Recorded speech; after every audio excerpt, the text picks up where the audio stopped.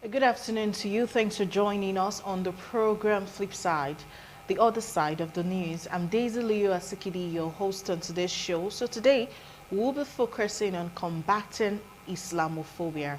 Today is the International Day to raise awareness on Islamophobia. I'm sure many people listening to me out there will be hearing this word for the first time and maybe even realizing it's an international observance for the first time.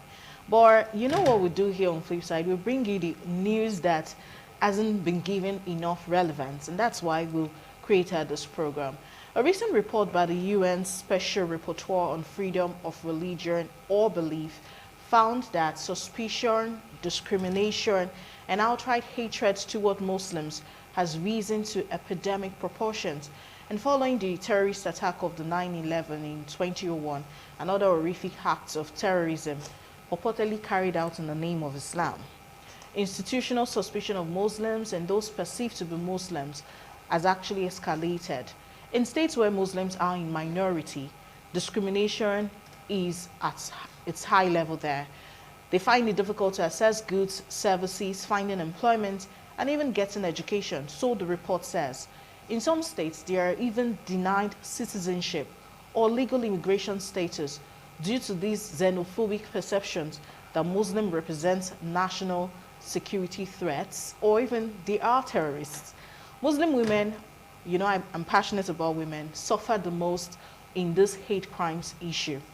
UN Secretary General Antonio Guterres pointed out that anti-Muslim bigotry is part of a larger trend of a resurgence in ethno-nationalism, neo-Nazism, stigma, and hate speech targeting vulnerable populations, including Muslims, Jews, some minority Christian communities, as well as others. So, as the Holy Quran reminds us, according to him, nations and tribes were created to know one another. Diversity is richness and not a threat. Islamophobia, they say, is some kind of racism.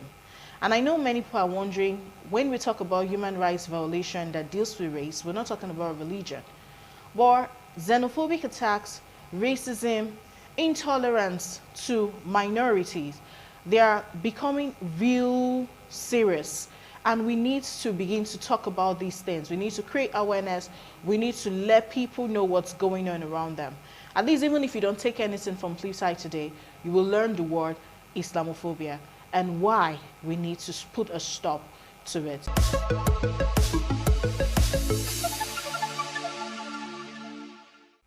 All right, and whether you believe there's Islamophobia or not, whether you believe Muslims deserve what they get or not, one thing is sure: if a group of people are being oppressed, then there is a problem. I have two special guests in the studio, and we're going to be talking about combating Islamophobia today on Flipside. Very close to me is barrister Abdul Hakeem, Ohworjeheri. Did I get that? Yeah, you can. All right, so barrister Abdul Hakeem is here. He's actually the chairman, Muslim Lawyers Association of Nigeria, Edo State Chapter. Good to have you on the show today. Thank you very much. And then I have a Muslim woman. In fact, it's an honor to have one here. They are very difficult to catch. I have Mrs. Sarat Momoh. She's an educationist. It's good to have you here today. Nice being with you. Welcome. So we're going to talk about Islamophobia. Many people don't even know what it means. So I'll just start with you. You're blessed amongst women today. So Yeah. What is Islamophobia? What does the term represent? Now, firstly, phobia means the fear of something. It's not just ordinary fear, the excessive fear of something. That's what phobia ordinarily means. When you now say Islamophobia, meaning that you are saying that the fear of Islam, literally, that's what it means. But in detail, we can say Islamophobia means the fear, prejudice, and hate directed at Islam or the practitioners of Islam. That is what we say, prejudice, hate, fear directed at Islam as a religion or the practitioners of Islam. Okay. Yes. Now, I'm still That's on you, Islamophobia. Barrister. Now, it's true that many people are gradually hating on these people perceived to be Muslim, because there are even people who are not Muslims, but Yes. because they look it. Like. But the UN is saying it's a form of racism. Racism targets tribes, not religion. Yes. So why do you think, can we call Islamophobia the same? Can we generalize it as racism? Because I know when we want to defend people who are, when there's a racist, you just slam them. But when you find an Islamophobe, can we, I don't know, are they the same? No, it's not. Exactly. I know it's mixed up and they use it interchangeably. The reason why they do that is that, yes, there are some race or tribe that are closely associated with the religion. For example, the Prophet ﷺ, he was an Arabian. He came from a place in the Middle East called Saudi Arabia, now called Saudi Arabia. So he was Arab by tribe, by nation, by race. So people look at Arab and they transfer that their hate for Islam for the Arabs. So it became racism. Yes, Okay. it became racism. There are millions of Arab Christians. They still suffer in Palestine. They are suffering just like the Arab Muslims, just for that. In India, for example, you have the Sikh. The Sikh, they are, I think they are something like, they are closer to the Hindus in faith, but they dress like Muslims. They are not safe from the hate. Then in Nigeria, yeah, Hausa, me, I'm Urobo. I'm an Urobo man. And somebody will say, Hausa. They'll call me Hausa because I'm Muslim. You kind of look like an Hausa Yes. person. Yes, yes. Wow, you're horrible. Yes.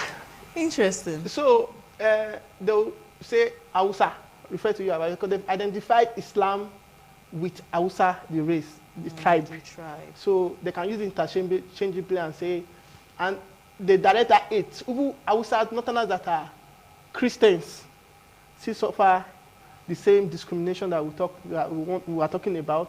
Okay. Some of them in jobs, because some of them will be Hassan. You think Amina, they bear Muslim names, and just the fact that they bear those names, They're Muslims. they are Muslims. In the eyes of those people who do not see good in anything. Yes. Interesting. All right, Mrs. Momoh, do you think Muslims are being portrayed in the wrong light around the world? Considering the reports we see on television, apart from ITV, where I know I see them every Friday during Jumats, but other media outlets, and do you think we're portraying Muslims the wrong way? Yes, I strongly believe that Muslims have been portrayed wrongly by the media, in quotes. Media, especially in the sense that media is supposed to be a wide range of information, something that gives information about a particular group of people or ethnic group. But rather the media is portraying the Muslims as being violent. Mostly because the research work done by most media practitioners are not in details. They pick some texts or context out of the Quran and they give it or misinterpret this context. Okay. For example, let's look at jihad, the word jihad. Many people believe, or the media believes, that jihad means holy war. Yes, I believe that too. Yes, that is the popular saying by the media and others, that it means holy war. But what is holy in war? There's nothing holy in war. It's gonna ask War that. itself is a violence. It's a destructive thing that is not supposed to come into place. But because it comes into place as a result of one thing or the other. You understand? So, holy war, there's nothing like holy. Also, you can't call jihad a holy war. Rather, jihad is striving to be a better Muslim. That is what jihad means. So anybody that said jihad is holy war is only portraying Islam wrongly. So that is it. Then, most times, the media also gives reports about Muslims based on what they observe. They don't go into details. They don't research more to find out the other side of what happened, The story. the storyline behind what happened. It is what they want to know or want to discuss to the air, or want the people to know that they portray and they give out to people. You understand? So looking at it also, I think the Muslims have been biased. We don't go back to ask them, what is behind this, or what happened, what transpired, why did this lead to such happening? So it is what they saw as first-hand information that they pick, and they term it as what? The Muslims as what? Violence. So they have not really portrayed Islam or the Muslims as really good. Okay. So there's a kind of bias among them. Interesting. You want to add something? Yes, if you allow okay, me. please, Yes, quickly. I think what my sister has said is very correct. Yes, but I want to say, look at it from a broader perspective, that it is not just the media. I think it is an issue of propaganda. Because if you look at movies in the 90s, early 90s, when we were growing up, we used to see those movies that we're watching, Chuck Norris movie and all those movies. They always have the Muslim guy is always the bad guy. Yes, always blowing up things. As in, Arnold Schwarzenegger was pursuing Muslim. All of them, Chuck Norris was pursuing one Muslim. Everybody pursuing one Muslim. And this sort of creep into our society. And the media is still part of it. So they just carry the old tradition of it. And one thing about our media in Nigeria, not just Nigeria, I think the whole world, there was this guy issue that came up some months ago, and there were different reportage from different media, MSNBC, CNN, everything. When we put the wordings of the reportage that came out, it was identical. The words that were used were identical. This is MSNBC, maybe Fox News, that they don't see eye to eye. And you have the ones in England, Sky News. The words that they were using were identical, meaning that they were just copying from each other. You understand? So the same thing with Nigeria, it goes down. Our media houses are just copying from what they got from CNN for this, and they just write reports using the same words without research. So this breeds a lot of... So if somebody wants to damage a people or want to pass a propaganda down the people, they know the channel how to do it. The same thing we see in homosexuality and all those things, gay rights and all those things. You see, for the past few years, watch movies, you always say a gay couple, they are pushing it on us. Word. So this is something that was unheard of some years ago in Nigeria. In the coming years, you see they will legalize it. Just a matter of time because of all these movements. So it's the same thing that happens to Islam. Okay. We're just like victims, like all those other things. Interesting. Yeah. Okay, you said something about the poor representation. The both of you have said we're not doing the right thing, but would you agree with me, or will I be wrong? Because the major reason why people have this hate and fear is because of terrorism, basically. I think it started with the 9/11 in the US, and then we started having pockets of crimes, and social media made it even worse. Forget the regular television and newspapers. These people who perpetrate these crimes, they go as far as putting it on social media, and then they say these words. I don't want to say it wrong, Allahu Akbar, something. Allah Akbar. I don't want to say it wrong. You know, when they're done with it, they say it like, okay, I'm doing this for it. Would you agree with me if I say the bulk of terrorist crimes we've recorded in recent times are perpetrated by people who claim to be Muslims? No, I will not agree. You won't agree? Yeah. It's just what we are saying, yes. It's where you are sitting down. If you are in the US, for example, there are more hate crimes that from the white supremacist angle than crimes for being perpetrated by Muslims. You are more likely to be hit by a fridge falling from a high story and to kill somebody. Sorry, let me rephrase. You are more likely to be killed by falling refrigerator in the US than to be killed by Muslim in the US. You are more likely to be killed by a child than a toddler than a Muslim in the US. So the percentage-wise, if you put the killings done by white supremacists and those so-called Muslim terrorists, it's not on the same level. the one done by the white supremacists is far more than those done by any Muslim terrorist. But that's not to say that it doesn't happen. And even if it's one person that is killed, it's a bad thing. And Islam forbids it. Islam forbids killing of innocent persons. It's there in the Quran. We have several instances in the Hadith, that's the sayings of the Prophet ﷺ, where the Prophet prohibits killing. As a matter of fact, after committing shirk is to associate partner with Allah, to say there is another God other than the God that created us. Other than that, one of the most mighty sin is to commit murder, to kill somebody that is undeserving of it. It is completely forbidden to kill an innocent. In Quran, it says it's like killing a nation. To kill one person is like killing a whole nation. To save one person is like saving a whole nation. That is what we have in the Quran. It's only TV that we see that Muslims are killing people. It's only TV I see that. I've never seen it in real life. Okay. Muslims killing people. Let me agree that the media might be portraying the Muslims in the wrong light and the religion in the wrong light. But there are some things that people believe, like the hijab, jihad. You just corrected us, like strifing. And it doesn't necessarily have to be war. It's not war at all. Another thing is, people believe Islam supports suicide. And that's why the number of reports we've gotten, both on social media and on papers, where a suicide bomber kills people. Of course, they're killing themselves, which is suicide already. They believe they are going to go to heaven. The few that have been caught, that maybe their bombs did not detonate, you ask them, why did you do this? They say, I'm doing this for my religion. They believe they are fighting for Allah. And they also believe that when they die, something awaits them in paradise. So I need you, ma'am, to educate us on this.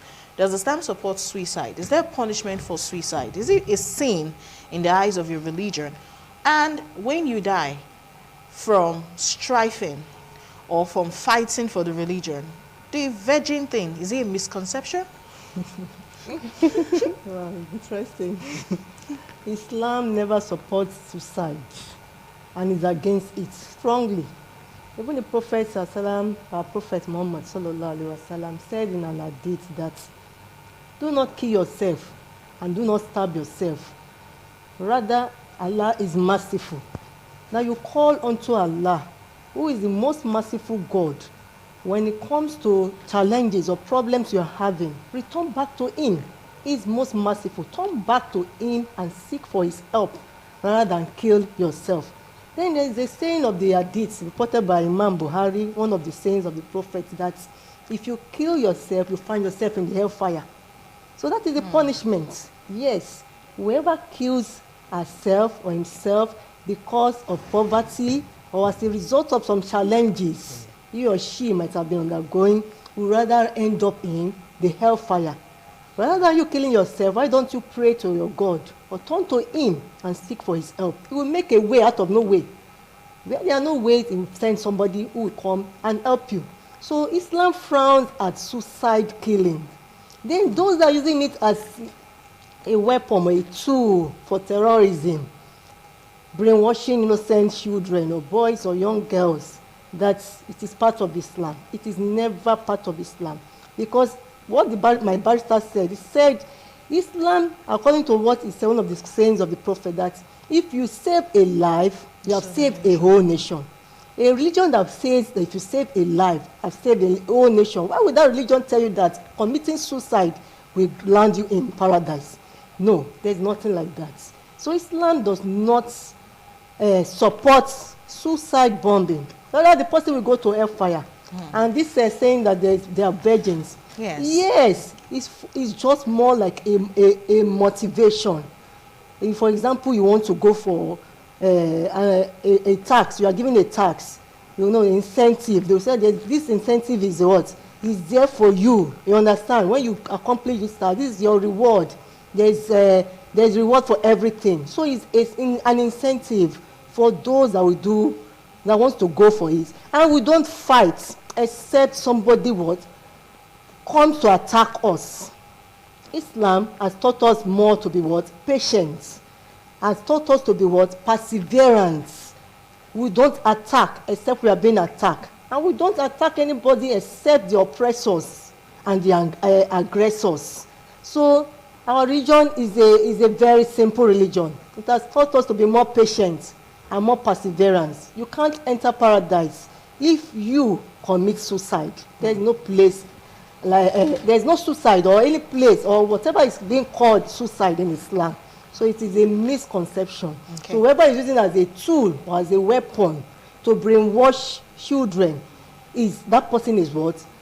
Is doing what is wrong. Yeah, because why didn't the person volunteer himself?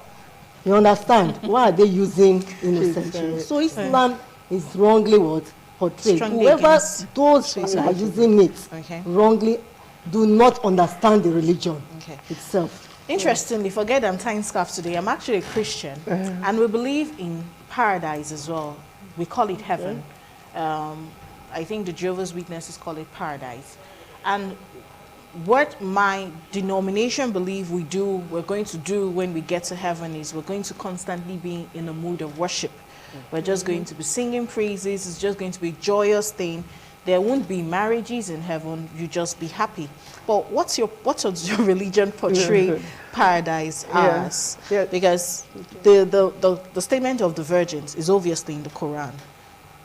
It's in the tradition of the prophet, the saints of the prophet. Yes. In our own belief as Muslims is that paradise is not a place of worship. We worship here on earth. In paradise, a place of pleasure. Entertainment, enjoyment. That's why it's called paradise. Yes. So that's what we are walking towards. We are worshiping here on earth. Yes. For us to go and enjoy there. Yeah. All the things that are forbidden here, like we don't take alcohol, wine, and all those things, we permitted for you to take there. Are you serious? You will not lose your senses and all those things. Of course, to be controlled. Yes, because the issue of Islam does not, it's against anything that takes away your senses. And that is why it prohibits alcohol, hard drugs, and all those. They are like anything that limits your ability to reason. Islam forbids it. Wow, this is serious. Then going back on, having said that, sir, it's okay. We're all gentlemen of the press. We are coming for everybody's sir. Yes. So then, Islam is not a pacifist religion. We don't say. We know that there are Christians that believe that if they eat you here, you turn the other side. It's good, you understand? But Islam does not teach you to turn your face. So we fight. You to fight back. We fight. You understand? Islam wants you to be a man. Like a Muslim man is the type, because you talked about Muslim women being conservative, not leaving the house. The way Islam, what Islam teaches us as men is that we should be in charge. We work to feed, shelter, and clothe the family. Feed, shelter, clothe the family. Of course, protection will come in. So it's not the duty of the woman to go out there. So many of our wives are at home. As in, even if they want to trade, they do it from the house. But you know, our society, because of the hardship and all those things, our women have to go out to assist. But basically, that is not the duty of the man. I'm digressing. Yeah, this is not what I want to talk about. No, it's okay. Yeah, I want to talk about the issue of the violent issue. Yes, just as you have said, Islam does not permit violence. It allows you to, Allah says, fight those who fight you. Drive them for where they are driving you out of. If they come to your land and they drive you out of your land, you can fight them and drive them out of the land too.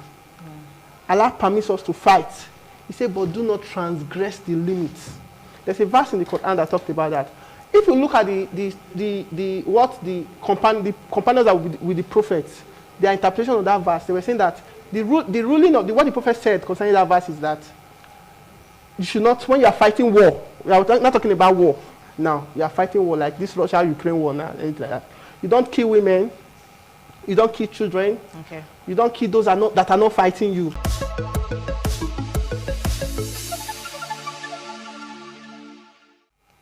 All right, welcome back. We were talking about the limits and the difference between Islam and Christianity. in when it comes to conflict. Christians, we are believed to have learned that when you're hit on the right cheek, you turn the left, you forgive and you let go. But Islam doesn't teach that only. It says when it's necessary, you should fight back. And you gave an example with the land, and you says when someone tries to oppress you, you should fight back, not hold back. You're a man, you're supposed to defend. Yes. And then you fight to the limit. And I'm wondering, what is the limit? Does the limit involve killing? In protecting your family, that's one of the instances in which we can, even by our local laws here in Nigeria, it's the defense of, one of the defense for murder is self-defense. When you are defending yourself or your family or your property, and you kill somebody in the process, it is permissible in our law. It is also permissible in Islam. When you kill somebody in defense of your right, or your life, the right of your family, your siblings, your children, whatever, you can fight and defend it. Because in a society where people just surrender, it promotes crime. Like we were saying off camera now, that concerning the kidnapping issues, because we have given in to them, we have allowed them to dictate for us. So they've created a business, an industry out of kidnapping. So the industry will keep growing until something drastic happens to stop it, or we ourselves say we are no longer giving. It never would have been there if everybody had been saying no. When they kill the first people, they'll stop, they'll not kidnap again. But they've killed people, thousands of people have died over this kidnapping because we've allowed them. But one point I wanted to make, I don't want us to miss it, is the issue of limitations in battle. When you are fighting war, the Prophet has said that you don't kill children, women, men, old elderly people, people that are not fighting you, you don't kill them. Monks, like the Christian monks, the pastors, the malams, the religious leaders, people that are reverend in the society, you don't kill them in war. You just fight the war and you maintain that limit. You don't cut down trees. You don't poison rivers, meaning that nuclear weapon, chemical weapon, and their likes are all prohibited in Islam. We cannot use it as Muslims to fight war. Yeah. But we've seen videos of Christian priests being beheaded. And once they kill them, they praise Allah and say they're doing this for their religion. Yeah. What's the Muslim community doing to put a stop to this if this is wrong? And if this does not portray the religion? In fact, you will hold on. That's my question, because I need to ask her a question quickly. Now, away from this terrorism and all that, another reason people fear Islam is that they feel it's a religion that suppresses women. Women are becoming more outspoken. It's not the way it used to be 10 years ago. That's not how it is now. We're getting education, which I know those in the Middle East to say that's what they're fighting. They're first fighting the West because of their influence. But is it really bad for women to have freedom?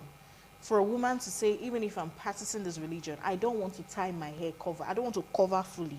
I want to cover. You remember the case? I don't know if you're following the issue in Iran with the headscarf thing. Well, the lady was killed because she did not properly tie her hair. She was arrested. Okay, wait, hold on. She was arrested. She was arrested because the scarf on her hair did not cover her head fully by the morality police. Yeah. And then she died in custody. And then there was an outcry. Why did she die? And the autopsy that came out made it seem like she was tortured before she died. Then who did the torturing while she's in custody? The morality police, I don't think they were given the rights to kill.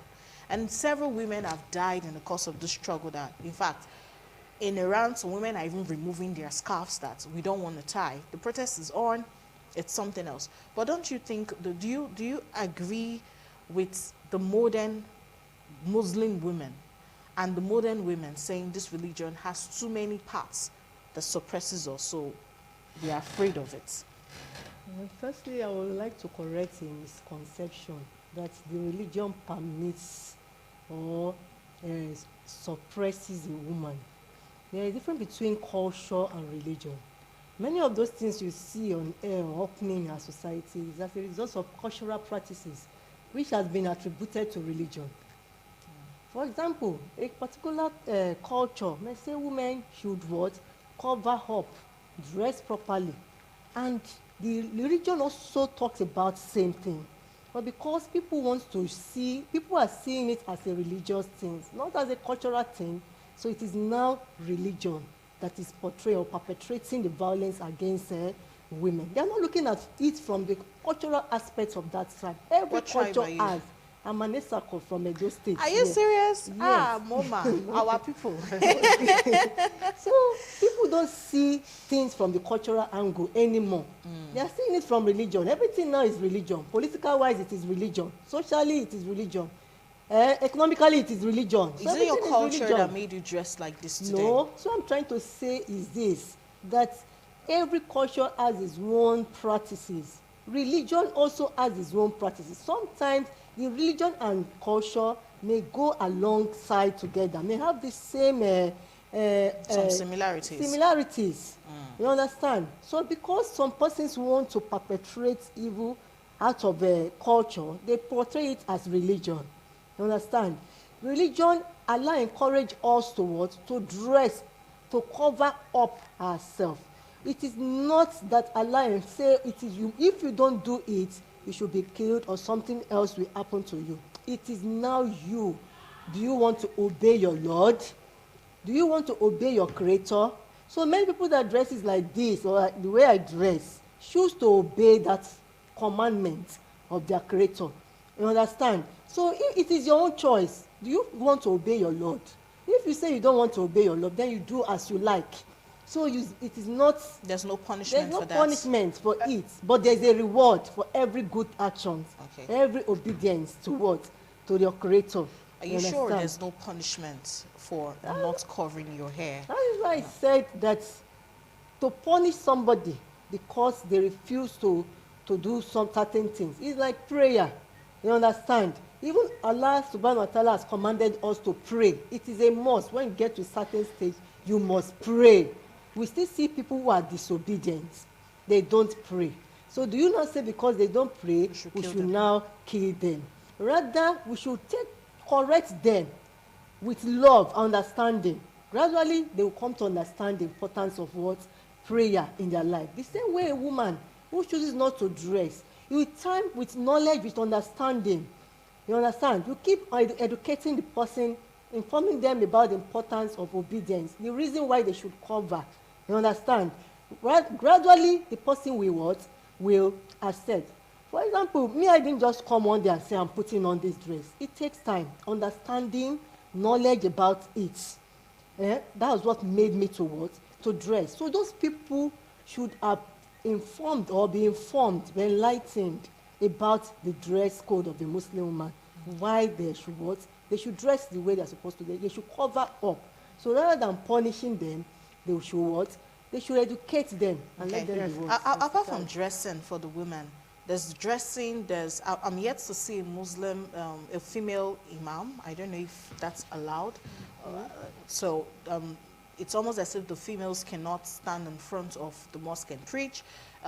There's also the issue of being compelled to share your husband. Whether you want it or not, the religion, it's believed that it teaches you that your husband can marry as much as 4, provided he loves you all. So, are those no form of suppression for a woman? No, they are not form of suppression. Even in Christianity, there is this African church where women, people are allowed to marry more than one wife. Even in our culture too, men are commanded, men can marry more than one wife. So we should not see it as suppression. But we are seeing it as a form of suppression because it is now Islam. No. Why don't we go into details about other religions and find out if some persons are not also practicing polygamy? There is polygamy in Christianity. I have a friend then while I was in school, I attended African church in Lagos. He is a polygamist and is a Christian. So you can't say because it is not Islam, so the women are being suppressed. A man has the right to marry more than one wife. He does it as long as he's able to do justice, maintain justice with them and fairness. he can choose to even our culture. These days, let's look at what is happening in our society. Many women are not married. They are looking for just to bear the name Mrs. Many people want to bear that Mrs. Okay, what is the solution?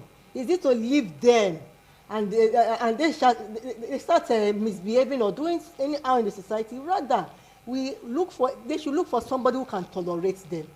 If the man can tolerate them, if the other woman can tolerate them, there is nothing bad. As long as the man is able to maintain justice. If not, the man should stick to one. If he cannot maintain justice among women, Islam permits one. Islam permits one. So you can't say because it is not Islam, it is only Islam that talks about polygamies, and when it comes to polygamies, women are being suppressed. No, it is not. Women are not being suppressed. It is just a choice that Allah has given to men. Whether you stick to one, or if you say, oh, I wish women were open to the same opportunities like that, but it's okay. Yes, I can. You want to buttress her point? Yeah, just to add something. Okay, don't forget I asked you a question before. Yes. Okay, so go ahead. Yeah, yes. Certainly we should all agree is that we are not all the same. What makes humanity beautiful is our diversity. Right. We are different. Any attempt to make us think in a particular way, any attempt to make us do things in a particular way, to accept one particular culture, this Western culture, is going to, Islamic culture, to force it on everybody, or to the Western culture force it on anybody, is going to backfire. Understand? So Islam has its clear values, distinct from our Western value that is predominant in our area now. We as Muslims, we try to teach ourselves that that's why we live in a society like this. We have to do more to let Islam reflect in our lives. You understand? So we are going to have differences at the issue of polygamy. Islam permits 4 wives. That's where it ends. Sometimes when Islam says something, it's not for us to, we Muslims, we don't question it. That's okay. Allah has said something. The Prophet ﷺ has said something. It's not for us to start analyzing it. We don't analyze. If the scholar says something, fine, we can analyze. But when the Quran, I know this may not be acceptable to some. Yeah. But this is how we do things in our own religion. In our own this thing. Then what's the Muslim community doing about terrorism? Don't forget that question. That's what I was asking. Yes. What are they doing to ensure? Because if we're not getting these reports, we would not be reporting. We won't be saying it. We won't be broadcasting them. Yeah. If these people perpetrating these crimes, they are not only committing the sin of suicide. They are not supposed to kill women, so they pack the women, they abuse them. They are not married to them. We hear reports of rape as part of what they have received from war. Underage girls, amongst these girls, they're not adults. Then we see children being used as the soldiers, the foot soldiers for this battle. I don't know if it's a battle to share religion or a battle against Western culture. I don't even know what it is. So a lot of things we are seeing. There are videos, there are video evidence to this thing. And you are saying these people are not doing this because of Islam. It's a misconception. So what is the Muslim community doing about to address it? Yeah. I like the way you're smiling. Because I want to be very careful with my words. Okay. That's why. Yes. The Muslim community is a community of people. We are not, it's not a monolithic community that everybody thinks alike, everybody behaves in a particular way. We are people, we have issues. Some of us have own problem. Husband and wife are having issues. It's just normal, like every other community. Yeah. So that burden of what are you people doing about this thing is a very, very unfair question. I don't know how I will put it. Just like this is our society now. You say, if I go out and say, Mr. Andrew, what are you people as the Christian community, what are you people doing about prostitution in Benin City? What is the Christian community doing about prostitution in this community? What are we doing about armed robbery? What are we doing about courtesan? It would be very unfair for me to put the burden of all these vices that we see around us on the Christian community or what they are doing to eradicate it. Same way, it will be unfair for us to put the burden of the vices. Our community have issues. We have Muslims that, as you have said, don't pray, don't wear the hijab as instructed. We have men that will beat their wives, though it's not as common, at least, but it happens. We have people that are unjust. We have leaders that have ruled this country that were Muslims, that were terrible people. Indian Army of Uganda was a Muslim. Osama bin Laden, the alleged... Let's not mention it because there are many names. Yes. Yes. So we have vices. So what's the only thing we can do? We don't have control of government. If we have control of government, for example, we'll make laws and say this is how it should be. There are some countries, go to UAE, you don't have this problem of terrorism in UAE. Go to Saudi Arabia. Saudi Arabia, though some persons in Saudi Arabia have left Saudi Arabia to compensate done terrorism outside. But go there, you don't see it. Go to UAE, go to many Muslim countries. Indonesia has the largest population of Muslims in the world. Don't hear of any terrorism in Indonesia. Maybe once in a while, there was one issue in one area that they bombed some of this thing. That was like 10, 15 years ago. Just one issue. Many, many countries don't have this problem. There are some countries that have them. The issue of child soldiers, for example, that you mentioned, is an African issue. Issue of female genital mutilation. We want to distinguish the extreme one, because there are some parts that may not be that extreme. Issue of female genital mutilation, it is an African problem. Many East African countries, Muslim Christian countries, everybody is doing it. What about child marriage? The same thing, African problem. Are you sure about that? Yes. When you say child marriage, in Islam we say early marriage. When you say child marriage, the definition of child varies. In the US, there are some states that permits 10, 12 years old to marry. Like what states? Yes, in many states in America, you can just... 12 years old? Yes, people as young. I'm going to be confirming that while I was still all here. they need is the permission of their parents, and they can go ahead and get married. So, what Islam says is that when a woman is physically and mentally fit, she can get married. When you put a blanket and say 18, it begs the question, what happens in the last day of a lady that is 17 years old? What happens that day that she was not eligible to marry, that she's not eligible to marry the very next day that she turned 18? We just fixed, somebody just sat down and said 18. How did they arrive at that? It's not medical. It's just guess what? People just decided it. So Islam allow early marriage. But another thing we are leaving out of the equation is that the lady in question must permit.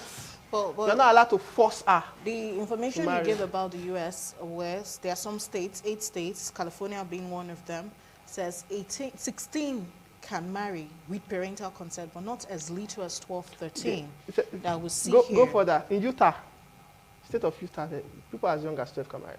Okay. I'm very sure of my information, of what I'm saying. Yeah, I'm very sure. So it's not a religious thing? It is not a religious thing. It is not, personally,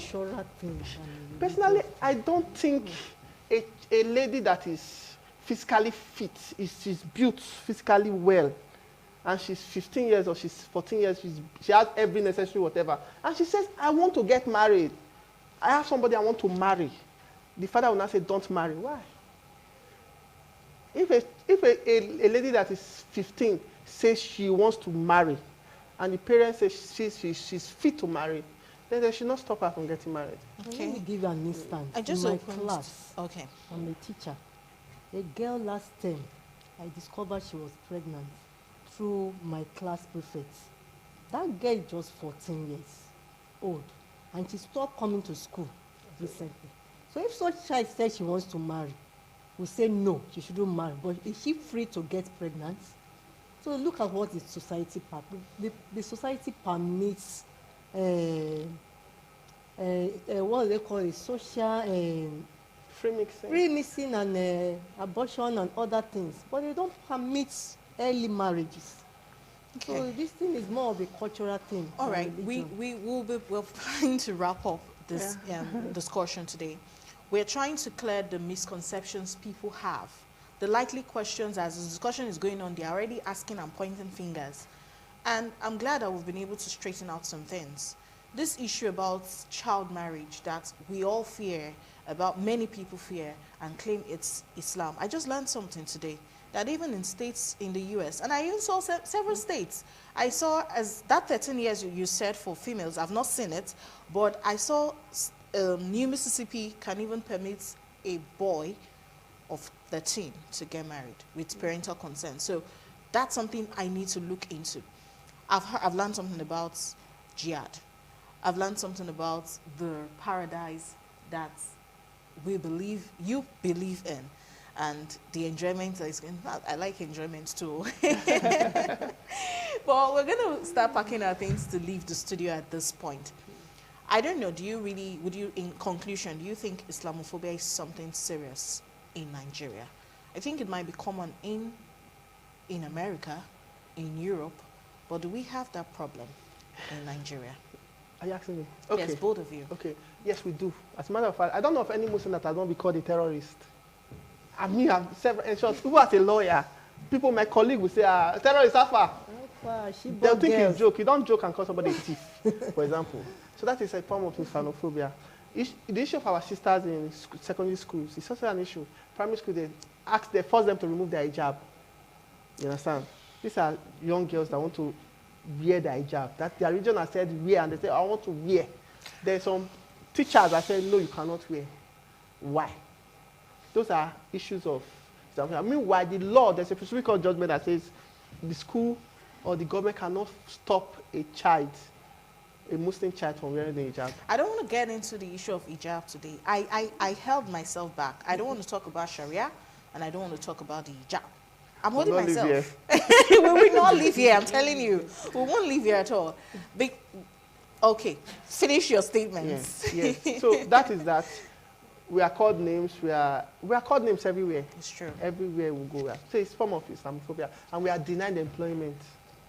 People with Muslim names don't get employment. In the whole of Edo State judiciary, all the judges we have, I think there are over 20-something judges we have. It was 2 years ago, we have one Muslim woman. If you go to the north, are you sure it won't be the same thing? No, we have Muslims here. It's only not in Edo State now. No, but if you go to the northern part of Nigeria, where you have majority of Muslims, are you sure you find Christians occupying top positions? Yeah, I'm telling you, you have them. You have them because the Christian population in the north are very educated population. They go to school, and many of them they've been in school. The current NBA chairman of NBA president, national president, is from the north. He's a Christian. It's okay. All right, ma'am. Your last words on today's discussion, so that we can go. They shouldn't see any fear in Muslims. We are humans, just like them. We are humans, we tolerate, we are friendly. In fact, there are so many things they need to understand about us. So we are not terrorists, except those few ones who are representing us wrongly. Islam is never a terrorist religion. It's okay. There are so many people who hate Muslims and people who look like Muslims. You're from the Middle East, it doesn't matter what you believe, you're Christian, you're Muslim. An Islamophobic who's bent on shooting a Muslim sees you and say, he's a Muslim, and they just kill. So it goes beyond people who actually believe in this religion. I am one who do not stand for violence in any form. Men abusing women, women abusing men. I've condemned even movies where a woman slaps a man and it's portrayed as normal. And these are the little things we creep into our society that encourage wrong things. A Muslim is a human. And I think the best way to reach out to make corrections is always in love and not in violence. So even those who are carrying out atrocities that we are claiming is because of a religion or not because of religion, tradition, whatever, the best way to reach out to them is in love and making good laws in society to curb such excesses. And then again, I want to use this medium to encourage people to spread love, to spread the message. I personally experienced a protest in this part of town, Oluku, and the protest was about fierce scarcity. And there were boys on the street holding bikemen. They held my bike. I used the bike that day because there was no other way to pass. Couldn't drive past. And looked at my bike and said, God, they go. Now all those Boko Haram bikemen will be fine, you know? And I looked around, there were no Fulani bikemen or Hausa bikemen, or those, we call all them Hausa, they all left. And it dawned on me that this hate is becoming real serious. And whether we like it or not, it's creeping into our society, and it's going to cause a bigger problem if we don't start putting a stop to some of these things. The betterment of our nation is going to be collective efforts. It's not a one-person thing. Yeah. Racism is not about religion only. It's about you as a black man. When you go abroad, do you like how you're treated? If you don't, then don't also treat people bad because of their religion. Do you understand? All right. We'll be back next week with another topic on Flipside. Bye.